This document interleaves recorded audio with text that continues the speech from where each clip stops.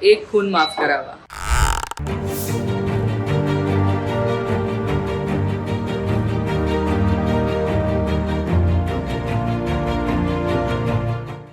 మహిళలకు ఒక హత్యకు అనుమతి ఇవ్వాలని రాష్ట్రపతికి లేఖ. ఎన్సీపీ నాయకురాలి సంచలన విజ్ఞప్తి. మహిళలపై జరుగుతున్న అఘాయిత్యాలు, హింసాత్మక ఘటనలు పెరుగుతున్న నేపథ్యంలో ఎన్సీపీ మహిళా విభాగం అధ్యక్షురాలు రోహిణి ఖడ్సే రాష్ట్రపతి ద్రౌపది ముర్ముకు సంచలన లేఖ రాశారు.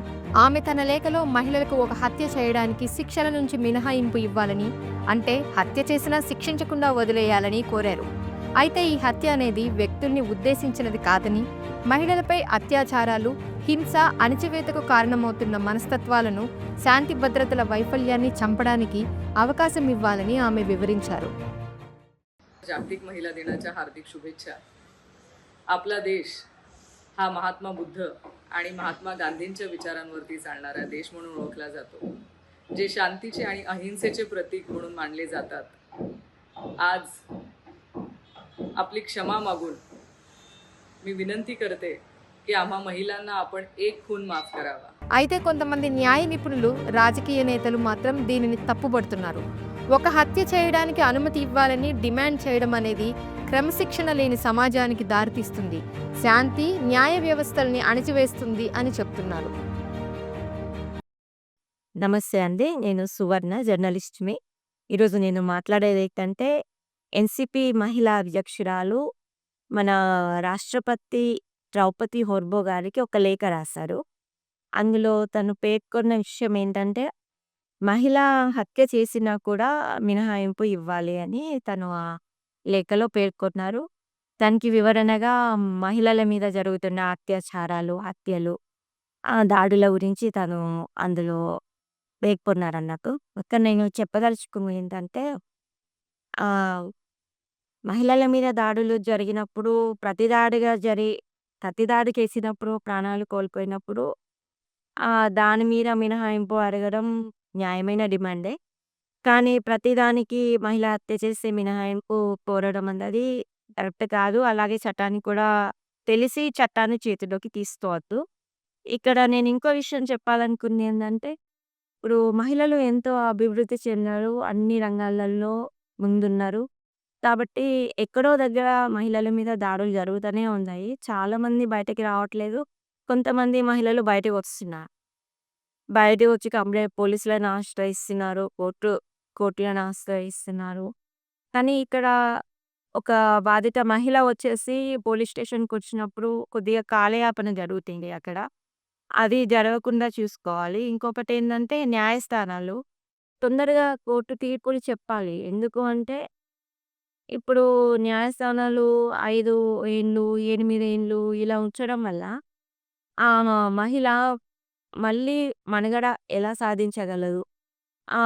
సమాజం ఎలా చూస్తుంది ఆ మహిళని? కుటుంబ పరిస్థితి ఎలా ఉంది? ఆర్థిక పరిస్థితి ఎలా ఉంది? ఫ్యామిలీలో ఎలాంటి ఇష్యూస్ వస్తున్నాయి? కుటుంబ సభ్యులు కాకుండా రిలేటివ్స్ ఎలా చూస్తున్నారు? తోటి పనిచేసే చోట వాళ్ళు ఎలా ఉంటున్నారు? ఒకవేళ బాధితురాలైనా సరే నిందితురాలుగా ఆమె ఆమె అలాగా క్రియేట్ చేయబడుతుంది. కాబట్టి చట్టాలలో మహిళలకు కొంచెం మార్పులైతే జరగాల్సిందే. అందరికీ జై శ్రీరామ్. నేను మౌలాలి కార్పొరేటర్ సునీత శేఖర్ యాదవ్.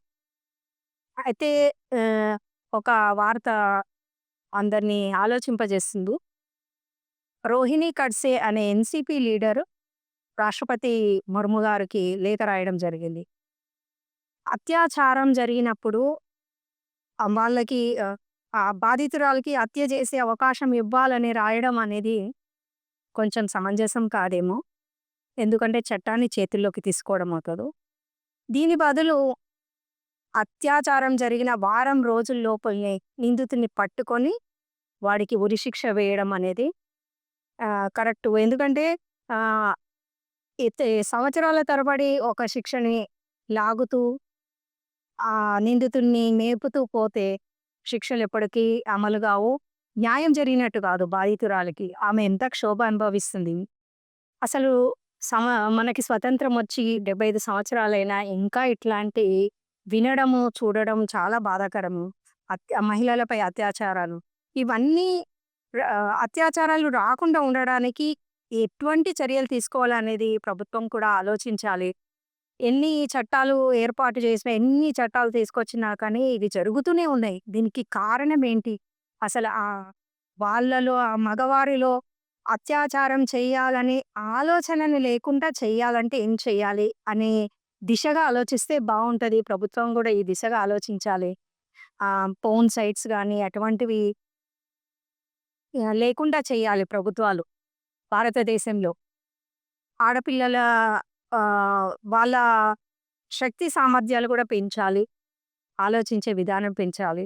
అయితే ఇంతకుముందు జరిగిన అత్యాచారాలను బట్టి చూస్తే ఏమనిపిస్తుందంటే, అత్యాచారం చెయ్యాలనుకునే వాడు చేసిన వాడి ఆలోచన విధానం ఎట్లుందంటే, ఎదురుగా ఉన్న అమ్మాయి ప్రియాంక రెడ్డి విషయంలో గూడా చూసుకుంటే, ఎదురుగా ఉన్న అమ్మాయి ఆమె డాక్టర్ అయినా, ఎంత మినిస్టర్ కూతురైనా, ఎంత పెద్దవాళ్ళ పిల్లలైనా వాళ్ళకు కనిపించేది కేవలం ఒక అమ్మాయి మాత్రమే కనిపిస్తుంది.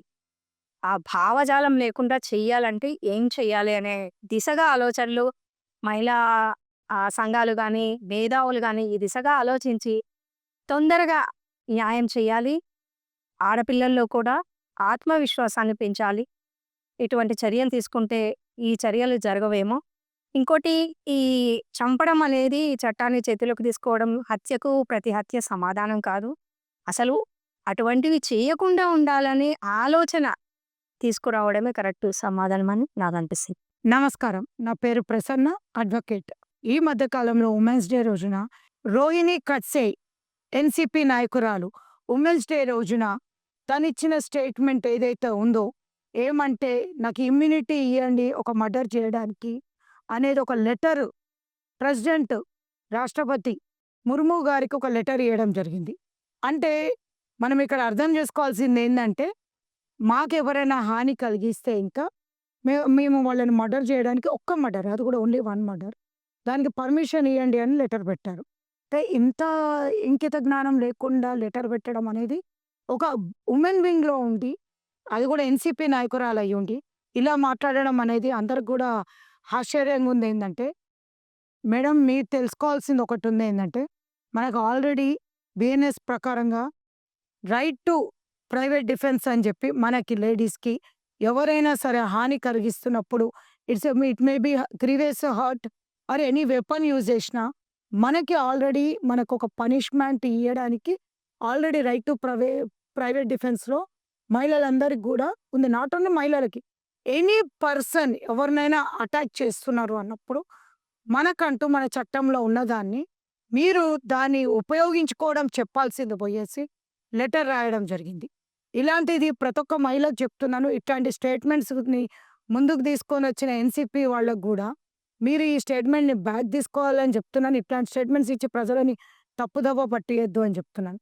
ఇప్పుడు మనకిచ్చిన రైట్స్ ఎన్నైతే ఉన్నాయో ఆ రైట్స్ మనని మనం డిఫెన్స్ చేసుకోవాలి అనేది కూడా మీకు తెలియకపోవడం అనేది ఇంకా ఆశ్చర్యంగా ఉంది. మీరు ఇట్లాంటిది ఇచ్చి ఉమెన్ రైట్స్కి మీరు భంగం చేయొద్దని చెప్పి నేను కోరుకుంటున్నాను. ప్రసన్న.